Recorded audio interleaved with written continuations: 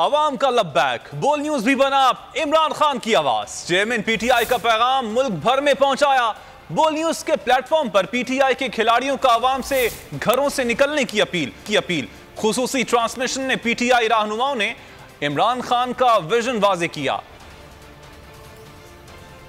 मुख्तलिफ हैं, उसके ऊपर जो है पाकिस्तान के अंदर कराची तक खैबर आप देखेंगे, क्योंकि अगर इन्होंने हमें इस्लामाबाद नहीं पहुंचने दी तो कोई बात नहीं, लोग जहाँ जहाँ अपने अपने शहरों अपने जो है गली कूचों में, अपने गाँव में, महलों में बिल्कुल जो है इस एहतजाज में कल आप देखेंगे पूरा पाकिस्तान शरीक होगा। जिस तरीके की इस वक्त बोझ अवाम के ऊपर डाला जा रहा है, ये इसकी पाकिस्तान की तारीख में कोई नज़ीर नहीं मिलती। तो इसको देखते हुए लॉरियों को वैसे भी जज्बे रखने वाले लोग हैं, तो इंशाल्लाह ताला आपको नज़र आएगा कि पाकिस्तान के अवाम अभी बेहिस नहीं हुए हैं और इतना जुल्म जो है ना वो बर्दाश्त करने को तैयार नहीं। अवाम बड़ी तादाद में इंशाल्लाह ताला निकलेगी, क्योंकि लोग तंग हैं इस इम्पोर्टेड हुकूमत से, जो मईशत का इसने हाल किया है।